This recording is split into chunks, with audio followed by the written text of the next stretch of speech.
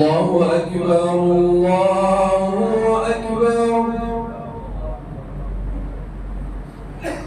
الله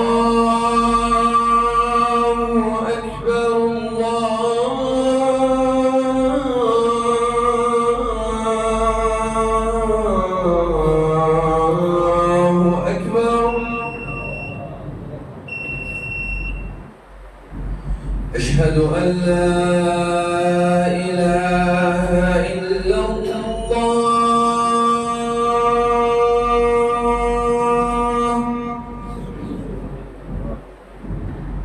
أشهد أن لا إله إلا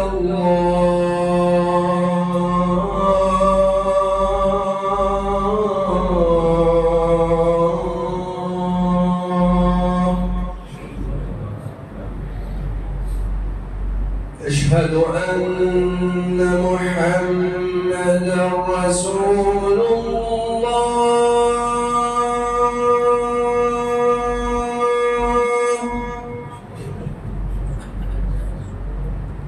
أشهد أن محمدًا رسول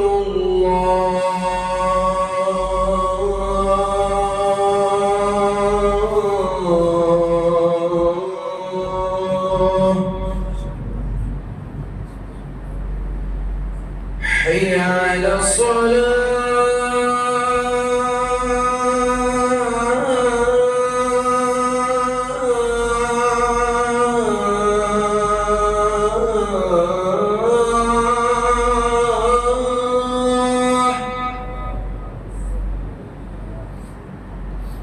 حي على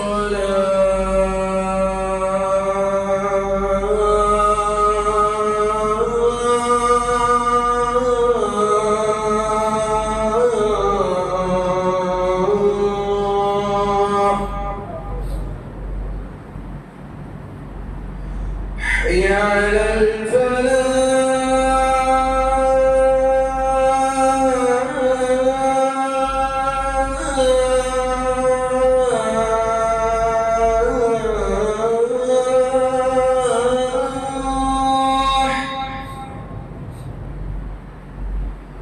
حي على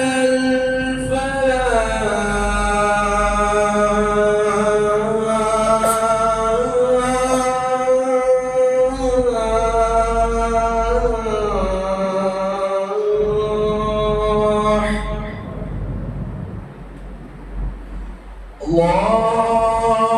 الله أكبر الله أكبر لا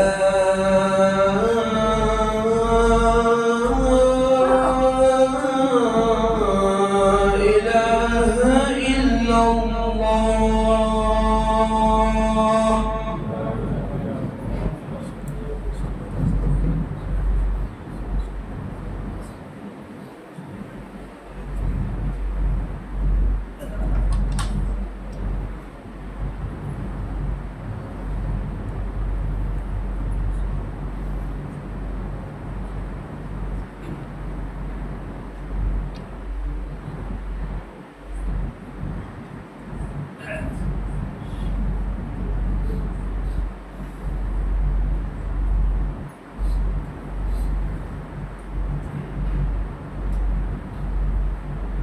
إن الحمد لله نحمده ونستعينه ونستغفره ونعوذ بالله من شرور أنفسنا ومن سيئات أعمالنا من يهده الله فلا مضل له ومن يضلله فلا هادي له وأشهد أن لا إله إلا الله وأشهد أن محمدًا عبده ورسوله أما بعد فإن خير الحديث كتاب الله وخير الهدى هدى محمد صلى الله عليه وسلم وشر الأمور محدثاتها وكل محدثة بدعة وكل بدعة ضلالة وكل ضلالة في النار. وقد قال الله تعالى في كلامه المجيد وفرقانه الحميد: أعوذ بالله من الشيطان الرجيم من همزه ونفخه ونفثه. بسم الله الرحمن الرحيم. إن الذين قالوا ربنا الله ثم استقاموا تتنزل عليهم الملائكة ألا تخافوا ولا تحزنوا وأبشروا بالجنة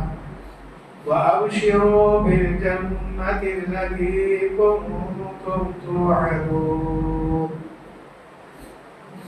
رب اشرح لي صدري ويسر لي أمري واحلل عقدة من لساني يفقهوا قولي.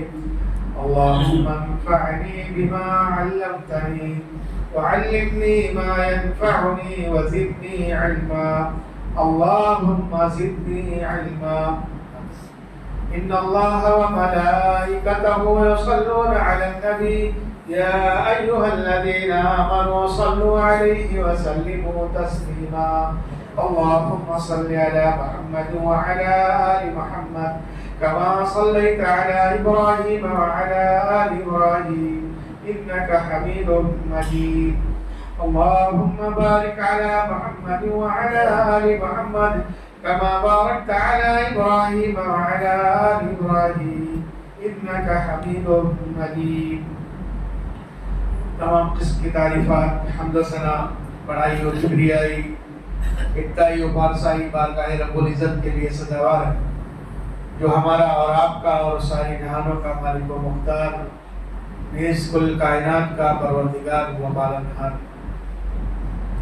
بعدہ درود و سلام نازل ہو نبی کائنات جناب محمد رسول اللہ صلی اللہ علیہ وسلم کی ذات گرامی مقدسہ مطہرہ و مبارکہ پر، جو ساری جہانوں کے لیے رحمت بنا کر بھیجے گی اور جن کے ذریعے سے لائے گئے اصول قیامت تک کے سارے انسانوں کے لیے ہدایت کا سرچشمہ. الحمدللہ ہم مومن و مسلم ہیں.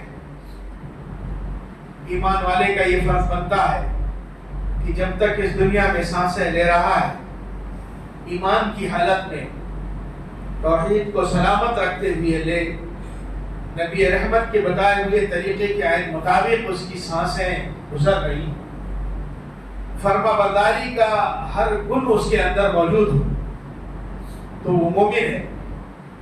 ایک عظیم المرتبت مہینہ ہم سے رخصت ہو چکا ہے، لیکن بہت سارے پیغام ہمیں دے کر گئے، اور اس مہینے سے جو دروس، جو اسباب، جو نصیحتیں ہم نے سیکھی ہیں، اس کو اپنے اوپر لاگو کرنا یہ ہم سب کی جوابداری ہے. ضرورت اس بات کی ہے کہ اس اسلام کو سمجھا جائے جس اسلام کے پرچارک بن کر کے ہمیں اس دنیا میں بھیجا گیا ہے، تاکہ اس کے اخلاق و کردار اور اس کی خوبیاں دیکھ کر دوسرے لوگ اسلام کی طرف کشاں چلیں. ہمیں اسلام کی خوبیاں بتانے کی ضرورت نہیں ہے، ہمیں اسلام کی ان تمام تر اداؤں پر، ان ہر اشارے پر جس کو محمد رسول اللہ صلی اللہ علیہ وسلم نے ایمان والوں کے لیے لازم و ضروری قرار دیا ہے، وہ ادا اپنے اندر اپنانے کی کوشش کریں، تاکہ ایمان کی جو خامیاں اور کوتاہیاں وہ پوری ہو سکیں. تو پورے رمضان ہم نے عبادتیں کی، قرآن مجید کے پڑھنے میں بھی کوئی کمی نہیں کی. تو یہ جو جذبہ ہمارا ہے، یہ جذبہ استقامت کے نام پر بھرپور ہے. جس طرح سے دین اور اسلام سے ہمارے لیے مطالبہ کیا گیا ہے، کیا اسی طرح کا ہمارا عمل ہے؟ اگر ہم نے رمضان المبارک کے اندر نمازوں میں کوئی سستی اور غفلت نہیں کی ہے، تو اس پورے مہینے کی یہ ٹریننگ سال کے 11 مہینے ہمیں اس بات کا درس دیتی ہے کہ ہماری نمازیں جس طرح رمضان میں ہمارا دل اٹکا رہتا تھا کہ ہم مسجد کی طرف جائیں، یہی جذبہ ہمیشہ قائم و دائم رہنا چاہیے. یہ اسلام اور یہ استقامت والا دین اللہ تعالیٰ نے ہم سے مطالبہ کیا ہے اور چاہا. تو اسی دین کے تعلق سے ہم عمل کرنا بھی سیکھیں کہ رمضان المبارک کے مہینے سے ہم نے کیا سیکھا ہے. پورا مہینہ ہم نے روزہ رکھا، بھوک کو ترج دیا، پیاس کو قربان کر دیا صرف اللہ کی رضا کے لیے۔ سوال اس بات کا ہے کہ اس پورے مہینے کی بھوک و پیاس سے نتیجہ کیا اخذ ہو؟ کیا ہم نے یہ سوچا کہ ایک مہینہ تو ہم نے اللہ کی رضا کے لیے اور اللہ کے حکم کے مطابق بھوک و پیاس کو ترک دیا، اس کا نتیجہ یہ ہے کہ جس طرح ایک مہینے ہم بھوک و پیاس کو برداشت کیے ہیں، ایسے کچھ اللہ کے بندے ہیں سال کے 12 مہینے جو مفلوق الحال ہیں، جو مسکین ہیں، جو ضرورت مند ہیں، جن کے ہاں کھانے پینے کا نہیں ہے، وہ کیسے زندگی گزارتے ہوں گے؟ اس کا کچھ بھی اثر ہمارے اوپر ہے کہ نہیں؟ یعنی سال کے 11 مہینے جو مفلوق الحالی کی زندگی بسر کرنے والے ہیں، ان کی سوچ اور فکر ہمارے ذہن و دماغ میں کچھ ہے کہ ان کے تعلق سے ہم نے کیا سوچا؟ اگر سال ایک مہینہ ہم نے بھوک و پیاس ترک دیا ہے تو یہ استقامت کی راہ پر ہمارے گامزن ہونے کے لیے کافی تھا کہ سال کے 12 مہینے بھی ایسے ضرورت مندوں کو ہم ڈھونڈتے رہیں، جس طرح ہم نے رمضان میں ایک دوسرے کے ساتھ ایک اچھا معاملہ کیا، ایک دوسرے کے یہاں افطاری بھی بھیجے، ایک دوسرے کے یہاں کھانے پینے کا سلسلہ بھی چلتا رہا۔ اسی طرح غریبوں اور مسکینوں، بیواؤں اور بے سہارا لوگوں کا خود کفیل بن کر کے ہمیں جینے کا سلیقہ اسلام نے دیا ہے، اور اس مذہب نے یہ درس دیا ہے کہ تم جب تک دنیا میں رہو ایک دوسرے کے بھوک و پیاس، ایک دوسرے کی ضرورتوں کو اپنی ضرورت سمجھو اور اس پر عمل کرنے کے لیے ہمیشہ کوشاں ہو۔ اس لیے کہ الفت و محبت کے ساتھ رہنے کے لیے یہ ضرورت اس بات کی ہے کہ ہم ایک باڈی اور جسم بن کر کے رہیں، جیسا کہ اللہ کے نبی صلی اللہ علیہ وسلم کی حدیث اس پر دال ہے کہ اللہ کے نبی صلی اللہ علیہ وسلم نے فرمایا مثل المؤمنین فی توادہم وتوافقہم وتراحمہم کمثل الجسد الواحد اذا اشتكى عضو اشتكى كله، وفي روایت اذا اشتكى عضو تداعى له سائر الجسم بالسحر والحمى۔ انسان آپس میں ایک دوسرے کے ساتھ الفت و محبت اور پیار کے ساتھ رہنے کی مثال اللہ کے نبی کی تھی جیسے ایک باڈی اور جسم ہے، جسم کے کسی حصے میں اگر درد ہوتا ہے تو پورا بدن بے چین ہو جاتا ہے۔ ہم یہ کہتے نہیں نکل جاتے ہمارے پیر میں درد ہے، آپ کو اس درد کی فیلنگ ہر طرح سے ہوتی ہے اور پورا جسم بے قرار رہتا ہے۔ اسلام پر چلنے والا ایک باڈی اور جسم کی طرح ہے، اگر اسے تکلیف ہے تو آپ اس کی تکلیف کو محسوس کریں، اس کا نام اسلام ہے، اور اسی اسلام کو استقامت کے ساتھ عمل کرنے کا ہمیں حکم دیا گیا ہے، جس کی فضیلت بھی ہے سیدھے جنت۔ وَأَبْشِرُوا بِالْجَنَّةِ، اللہ نے کہا جو استقامت کے ساتھ زندگی بسر کرتے رہے ہیں، میں نے شروع میں آیت کریمہ پڑھی اس میں یہی ہے ابشروا بالجنہ، ایسے لوگوں کو جنت کی بشارت دے دیجیے۔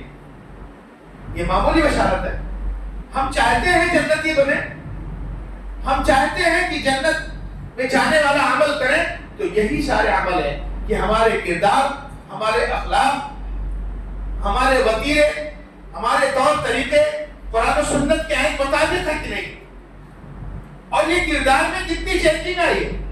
پورے رمضان المبارک کے مہینے کی عبادت و ریاضت، صدقات و خیرات نے ہمیں کتنا اپنے آپ کو خوش کرنے کی اجازت دی ہے، اس لیے کہ اللہ کے نبی صلی اللہ علیہ وسلم نے فرمایا مومن وہی ہے جو ایک دوسرے کے لیے بھلائی اور خیرخواہی کا جذبہ دلوں میں رکھے۔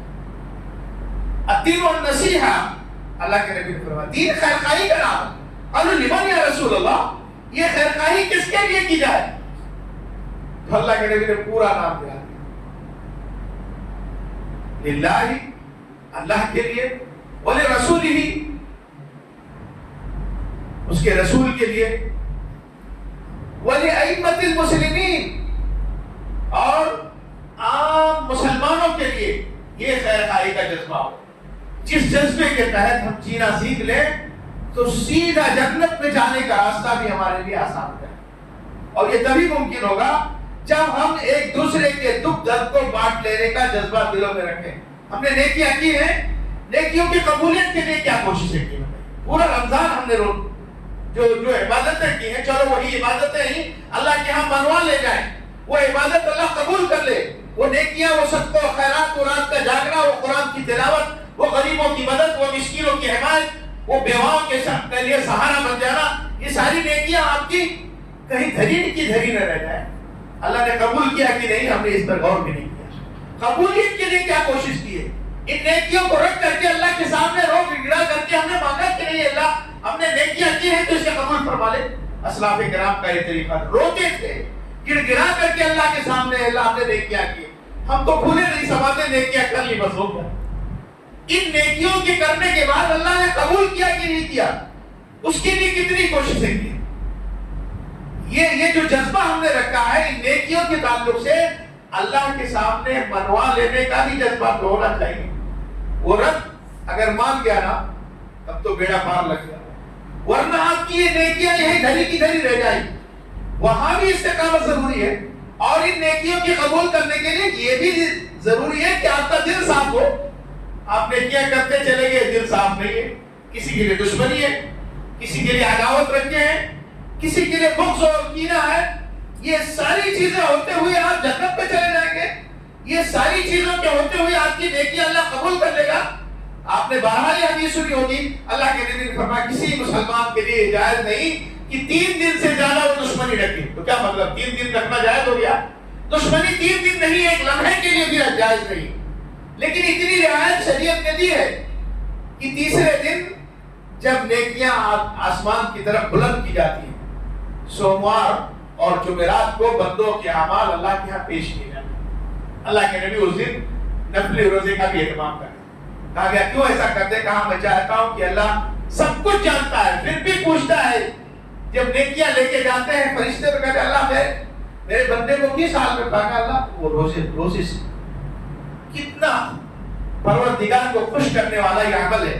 اللہ کے نبی نے کہا میں بھی چاہتا ہوں میری نیکیاں پیش کی جائیں تو اللہ تعالیٰ فرشتوں کی زبانی یہ سنے, اللہ جانتا بھی ہے, دل کی دھڑکنوں سے بھی واقف ہے, پھر بھی اللہ پوچھتا ہے میرا فلاں بندہ روزے سے.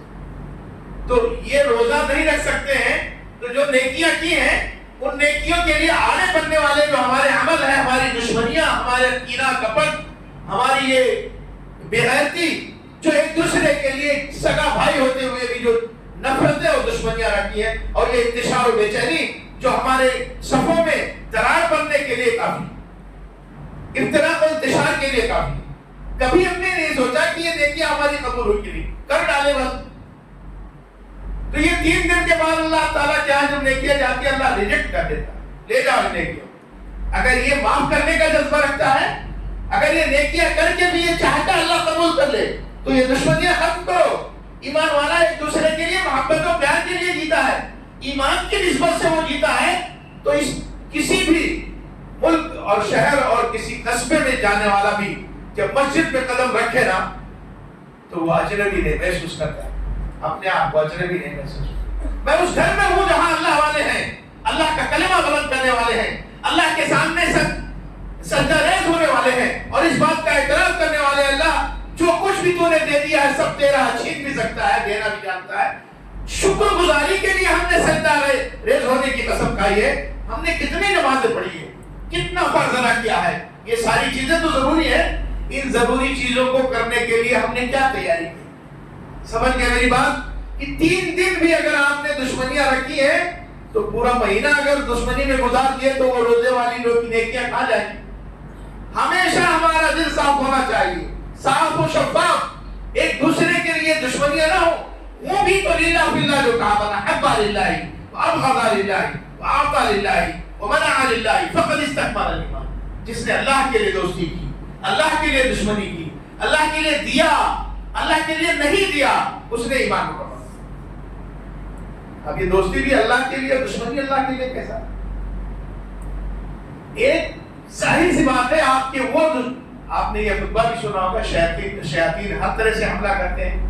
تو آپ کا جگری دوست بھی آپ کا شیطان ہے, انسانوں میں سے شیطان, جو میں اکثر بتاتا رہتا ہوں کتنے طرح کے شیطان ہیں, وہ ایک جگہ نہیں ہے.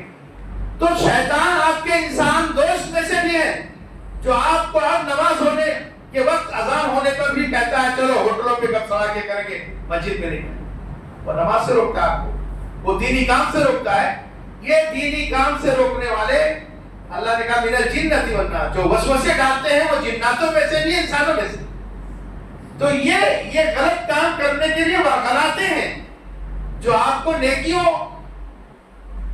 کہ نہ کرنے کے لیے تنبیہ کرتے ہیں اور الگ الگ فلسفے سناتے ہیں، ایسے سے دوستی ختم کر دی۔ یہ دشمنی ہے، کہہ دیجیے للہ باللہ ہماری دشمنی، ہم نے اللہ کو راضی کرنے کے لیے دشمنی کی ہے، یہ دشمنی صحیح ہے۔ دوستی بھی کی ہے صرف اس لیے کہ تم اللہ والے ہو، اللہ کے ساتھ آپ کا رشتہ مضبوط ہے، اس لیے دوستی کی ہے، کوئی دنیاوی مفاد جڑا ہوا نہیں ہے۔ یہ دوستی دشمنی للہ باللہ ہو تو پھر آپ کی نیکیاں قبول؟ دل میں کینہ، حسد اور دشمنی لے کر کے آپ سمجھتے ہو یہ نیکیاں بھی قبول ہو جائیں گی اور اللہ کی جنت بھی پالیں گے؟ ہرگز نہیں۔ آپ نے وہ واقعہ سنا ہوگا بخاری کی روایت میں، من سرہ ان ينظر الى رجل من الجنہ، اللہ کے نبی نے کہا جس کو یہ بات خوش کر رہی ہو کہ ایک جنتی آدمی دیکھنا چاہتا ہو تو ابھی ابھی ایک آدمی آنے والا ہے، وہ جنتی ہے۔ صحابہ کرام بیٹھے ہوئے تھے، ایک آدمی آیا، چپکے سے نبی سے کچھ سوال کیا، ایک دم واضح سوال تھا، اللہ کے نبی کیا عمل کروں؟ فرائض کیا آپ نے بتا دیا، کہا اور زیادہ کرنا چاہو، سنتوں کو گنا دیا، کہا اس سے زیادہ نہیں کروں گا، میں کہا بس ٹھیک ہے جاؤ۔ جب پلٹنے لگا لوگوں نے کہا کوئی خاص بات تو نظر نہیں آئی، یہ جنتی ہے۔ ایک صحابی اس کے پیچھے لگ گئے، وہ صحابی کے ساتھ چلے گئے ان کے گھر، 3 دن مہمان بھی رہے، 3 دن سے زیادہ تو مہمان نہیں بن سکتے۔ تیسرے دن صحابی نے کہا بھائی کیا بات ہے، کیوں آئے؟ کہا صرف یہ دیکھنے آیا کہ اللہ کے نبی نے تمہیں جنتی کہا، ہمارے اندر جو عمل نیک ہے اس کے علاوہ کون سا ایکسٹرا عمل آپ کے پاس ہے جس کی وجہ سے آپ جنتی ہیں، یہی دیکھنے آئے۔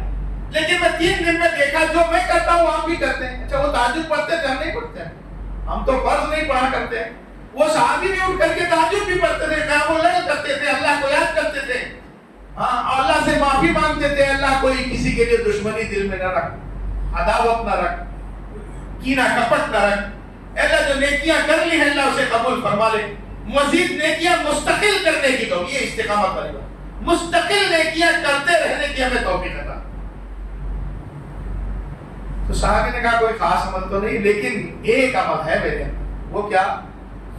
کہا صبح نکلتا ہوں تو بھی یہ سینہ صاف ہوتا ہے، کسی کے لیے دشمنی، کینہ، کپٹ، حسد، بغض کچھ نہیں، صاف صفا۔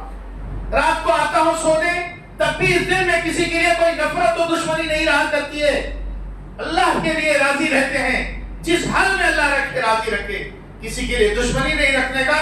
یہ دشمنیاں، یہ نفرت، یہ حقد، یہ کینہ، یہ کپٹ، یہ بغض آپ کو جنت میں جانے سے مانے، لہذا آپ توبہ کرو، کسی کے لیے دشمنی تو نہیں ہے، اتحاد و اتفاق سے جیو۔ یہ یونٹی آپ کے لیے خود دنیا میں بھی پاور بن کے رہے گا، باطل قومیں آپ کو آنکھ نہیں دکھا سکے گی، آپ کا ایمان بھی مضبوط رہے گا، آپ کی آخرت بھی مضبوط رہے گی۔ شرط یہ ہے کہ تمام دین و اسلام پر کی تمام تر جزیات و کلیات پر استقامت کا عہد کرے کہ ہم قائم رہیں گے۔ نیکیاں جو ہم نے رمضان میں کی ہیں، اللہ ہمیں توفیق دے مزید سال کے 11 مہینے یہ نیکیاں کرتے رہیں، اس میں دوام و ہمیشگی رہے، اور اللہ جو ہم نے نیکیاں کر لی ہیں ان نیکیوں کو مولا تو قبول فرما لے۔ اس میں سب سے اہم مسئلہ یہی ہے، اللہ توفیق بھی دے، بڑی بات ہے توفیق ملی ہے، ہم نے نیکیاں کر لی، اللہ پھر قبول کر لے توفیق دینے کے بعد، یہ دوسرا اہم پہلو ہے۔ اس لیے کتنے ایسے ہیں بھائی جو رمضان میں نیکیاں کر کے اب غائب بھی ہو گئے، مسجدیں سنی ہوگی، ارے بھائی یہ نماز کے لیے 5 وقتہ کے لیے بنائی گئی مسجدیں ہیں، زیادہ تر لوگ غائب ہو گئے۔ اب مسئلہ یہ ہے کہ نماز سے کس کو راضی کرنا مقصد ہے؟ اپنے رب کو راضی کرنا مقصد ہے تو سال کے 12 مہینے یہ مسجدیں کھل رہنی چاہیے۔ کسی کے دکھانے کے لیے ہم نے عبادتیں کی ہیں نعوذ باللہ نہیں کی ہیں، تو جو عبادتیں کی ہیں اس پہ مستقل آپ عبادت پہ جمے رہیے۔ جو صدقہ و خیرات آپ کی، اللہ کے نبی کی مثال تھی کہ آپ تیز و تند ہوا سے زیادہ آپ کی سخاوت رمضان میں تیز ہو جاتی، تو کیا عام دنوں میں سخاوت نہیں کرتے تھے؟ سخاوت کرتے رہنا ہے، صدقہ و خیرات کرتے رہنا ہے، نمازیں پڑھتے رہنا ہے، اس میں استقامت اور اللہ تعالی سے دوام مانگتے رہنا، اور پھر ان نیکیوں پہ قبولیت کا اللہ کے ٹھپا لگ جائے، یہ سب سے اہم۔ اللہ قبول نہ کرے، نیکیاں کرتے چلے جائیں، کوئی مسئلہ نہیں، اور ان نیکیوں پہ ٹھپا لگنے کے لیے ضروری میں نے بتا دو توحید ہے، خالص عبادت اللہ کے لیے کی گئی ہو تو وہ نیکیاں قبول ہوتی۔ دوسری شرط ہے اللہ کے نبی کا طریقہ منوں سے خاطر ہو، نبی نے نہیں کیا آپ کر کے اس پہ نیکیوں کی تمنا کرتے ہو، عذاب بھی اللہ کا آ جائے، جیسے میں اکثر بتاتا ہوں، فلاں بزرگ نے ایک رات میں 1000 رکعت پڑھ ڈالی، نعوذ باللہ۔ وہ بزرگ نہیں ہے، وہ شیطان ہے جس نے نبی کی مخالفت کی ہے، نبی کے اصولوں کی مخالفت کی ہے۔ اللہ کے نبی نے کبھی 1000 رکعت پڑھی ہے؟ کس کو آئیڈیل مان کر کے یہ عبادت کی گئی ہے؟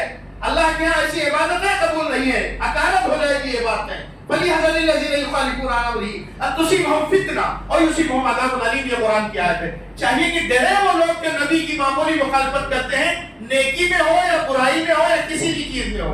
نبی ہمارے لیے آئیڈیل ہے، سیمپل کی مخالفت کی جاتی ہے۔ نبی نے کبھی 1000 رکعت پڑھی ہے؟ نہیں پڑھی ہے نا، تو تم نہ پڑھ کر کے متقی بنو گے۔ پڑھ کر کے متقی بننا چاہتے ہو تو کیا جذبہ تمہارا ہے؟ نبی کو پیچھے چھوڑنا چاہتے ہو لوگ؟ کیا اللہ کے نبی کی گئی عبادتیں کمتر محسوس سمجھ رہے ہو؟ کیا وہ بخاری کی روایت کافی نہیں ہے جس میں 3 لوگ آئے تھے یہی کہہ رہے تھے اللہ کے نبی تو رات کے کچھ حصے میں عبادت کرتے ہیں؟ تو ایک صحابی نے کہا ہم پوری رات عبادت کرتے ہیں۔ اللہ کے نبی بخشے بخشائے، معصوم عن الخطا، کیا جذبہ تھا بتاؤ؟ تینوں کے سوال پہ اللہ کے نبی کا ریئیکشن کیا تھا؟ تمعر وجہ رسول اللہ صلی اللہ علیہ وسلم، اللہ کے رسول کا چہرہ مارے غصہ کے تمتمانے لگا۔ تو کہا نبی تم میں سب سے زیادہ اللہ سے ڈرنے والے ہیں، جس نبی کو تم نے سیمپل مانا ہے اس کی ابتدا تمہارے لیے بھلا ہے، ابتدا ہی میں بھلائی ہے۔ ابتدا نہیں کرو گے، مخالفت کر کے نیکیاں کرو گے تو وہ نیکیاں بھی ریجیکٹڈ ہوگی، ویسے ایسے عابدین کے منہ پہ باندھ دی جائے گی۔ اللہ کے ہاں ایسی نیکیاں ایک بالش بھی اوپر نہیں جاتی۔ لہٰذا نیکیاں کرو تو بھی یہ ٹٹولنا ہے کہ نبی نے کیا ہے کہ نہیں کیا، اور پھر ریاکاری سے پاک و عمل، اللہ سے ثواب کی امیدیں لگا کے وہ نیکیاں کی گئی تو ان نیکیوں پہ بھلائی کی امیدیں لگائی جا سکتی ہیں، اور ان نیکیوں پہ اللہ سے صلہ و بدلہ کی امید بھی لگائی جا سکتی ہے، ورنہ ان نیکیوں کا کوئی فائدہ نہیں۔ تو رمضان میں ہم نے جو نیکیاں کی ہیں دعا کریں اے اللہ تو پہلے ان نیکیوں کو قبول فرما، تمام تر عبادت اور ریاضت جو کچھ کی گئی ہے، قیام اللیل، صلاۃ اللیل، اہتمام ہے قرآن کی تلاوت کا، غریبوں کی مدد کا، صدقوں خیرات کا، زکات کی ادائیگی بھی اسی میں مہینے میں کی ہے۔ اللہ بہت ساری نیکیاں ہم نے کی ہیں، ہم سب تیرے گنہگار خطا کار بندے ہیں، لیکن یہ حوصلہ ہے کہ اس رب کے علاوہ گناہوں کو کوئی معاف بھی نہیں کرتا۔ اے اللہ تو ہی گناہوں کو معاف فرما دے اور ساری نیکیوں کو قبول فرما دے، مزید حوصلہ دے دے، دین پر قائم رہنے کا جذبہ عطا فرما دے۔ یہ جذبہ ہمیں دین پر قائم رہنے کے لیے اگر اللہ نے دے دیا تو پھر کوئی چھین نہیں سکتا۔ جو اب نہیں نماز پڑھنے آتا ہے نا، 1000 بار اس کو سوچنا چاہیے کہ کون سی غلطی کر ڈالی، رمضان میں نماز پڑھ رہا تھا، اللہ اب ہمیں سر جھکانے کی ہم اپنے دربار میں توفیق نہیں دے رہا۔ توفیق مانگو رب سے۔ وہ شیطان بن گیا جو رمضان میں پڑھ رہا تھا ابھی نماز نہیں پڑھ رہا، 1000 بار سوچے نا وہ کہ اللہ کے دربار میں ہمیں سر جھکانے کی توفیق نہیں مل رہی ہے۔ بڑوں کو توفیق مانگنی پڑتی ہے اللہ سے کہ نیکیاں کرنے کے اللہ ہمیں توفیق دے، اور مل جائے توفیق نہ تو پھر 1000 بار ہمیں یہ کوشش کرنی ہے کہ اللہ یہ جو نیکیاں ہم نے ٹوٹی کر ڈالی ہے، اللہ جو ہم سے بچ پڑا ہے، اے اللہ تو اسے قبول فرما۔ یہ 2 جذبے، اور ان تمام تر جذبوں میں جو کارآمد ہے معاملہ وہ استقامت کا۔ اللہ کے نبی کی ایک حدیث ہے، سب سے بہتر عمل وہ ہے اور اللہ کو سب سے پسندیدہ بھی، احب الاعمال الی اللہ ادومها، سب سے بہترین عمل جو اللہ کے نزدیک جو جس پر دوام ہو، ہمیشگی ہو، یعنی آج کیا کل بھاگ کے غائب ہو گئے، جو عمل مستقل کیا جائے، مداومت ہو اس پہ، اس عمل کو اللہ نے محبوب مانا ہے۔ تو آپ سال کے 12 مہینے ادھر ادھر غائب رہے، رمضان پہ آ کے خالی نیکیاں کر لیں، یہ تو چیٹنگ اور دھوکہ ہے۔ لیکن اللہ تعالیٰ نے اس مہینے کو ہمارے لیے فراہم کیا ہے، وہ بہت عظیم بات ہے کہ رمضان المبارک کا مقدس مہینہ ہم سب نے پا لیا، خوش نصیبوں میں سے تھے، اور اگر عبادتیں کی ہیں تو ان عبادتوں کو اللہ کیا قبول بھی کروا لے۔ جاری رکھو اپنی عبادتوں کو۔ کتنے ایسے ہیں چہرے جو اب ہم نے نہیں ہیں، اس سال رمضان نہیں پائے تھے، اب آنے والے سال ہم رمضان میں رہیں گے کہ نہیں رہیں گے کسی کی کوئی گارنٹی نہیں۔ جو نیکیاں کر چکے ہیں اللہ سے اس کی قبولیت کے لیے دعائیں کریں، اور جو نہیں کر سکے ہیں اللہ سے اور توفیق مانگ لیں، اللہ سال کے 11 مہینے بھی ہمیں مزید نیکیاں کرنے، عبادتیں کرنے، صدقہ و خیرات کرنے، قرآن کی تلاوت کرنے کی ہمیں توفیق عطا فرمائے۔ یہ رمضان میں خالی قرآن پڑھنے کے لیے نہیں اترا ہے، برساتی میڈک کی طرح ٹریکٹر کرنے کے لیے نہیں۔ یہ قرآن سال کے 12 مہینے ہدی للناس کا کہ اللہ نے اتارا ہے، ساری انسانیت کی ہدایت کا ضامن کتاب ہے، اس کو پڑھو، اس پہ غور و فکر کرو، اس سے نصیحتیں سیکھو، یہ ہمارے اور آپ کے اور تمام تر لوگوں کے حق میں بہتر ہے۔ تو قرآن کو بھی پڑھنا ہے، مستقل روزانہ ایک رکوع پڑھیں، ختم کرنا ضروری ہے۔ رمضان میں بھی کچھ لوگ ختم کرنے کے چکر میں رہتے، وہ ختم نہیں کرنا نہیں، اس کو پڑھنا ہے، ایک پارہ پڑھیے، ایک رکوع پڑھیے، ایک آیت پڑھیے، سمجھ کے پڑھیے کہ آپ کی زندگی میں انقلاب لانے کے لیے کون سی آیت ثابت ہو جائے آپ کے حق میں بہتر، آپ نہیں جانتے۔ آپ کو اللہ ہدایت دینا چاہے اور آپ کی نیکیوں کو اللہ قبول کر لینا چاہے، کون سی آیت کارگر ہے آپ کے حق میں، آپ نہیں جانتے۔ اس لیے پورے قرآن کو پڑھیے، خیر و برکت کے لیے پڑھیے، دکان و مکان کی حفاظت کے لیے پڑھیے، اپنی حفاظت کے لیے پڑھیے، لیکن قرآن پڑھیے، خود پڑھیے، کرائے کے ٹٹوؤں کو مت بلائیے، اور اس قرآن کے ساتھ رشتہ مضبوط رکھیے، اس کو پڑھیے، پڑھائیے، عبادت کیجیے، جو نیکیاں کی ہیں اللہ سے اس کی قبولیت کے لیے دعائیں کیجیے۔ اللہ نے اسی میں ہمارے لیے بھلائی رکھی ہے، ہم سب کے لیے ہم دعا گو ہیں الہ العالمین، ہم نے جو عبادتیں کی ہیں، جو ریاضتیں کی ہیں، اسے تو قبول فرما۔ رمضان میں کی گئی جمع جو عبادتیں ہیں اللہ اس میں استقامت ہمیں عطا فرما۔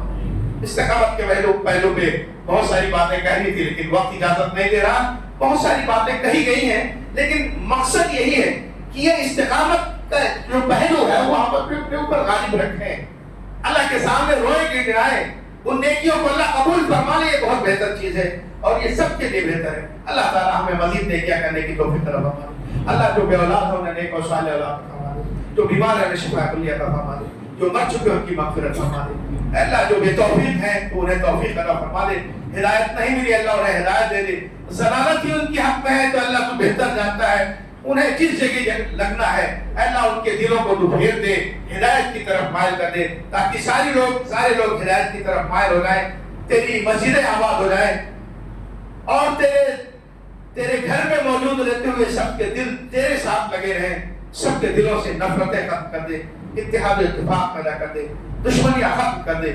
اقول قولی ھذا استغفر اللہ لی ولکم ولسائر المسلمین فاستغفروہ واتوبوا۔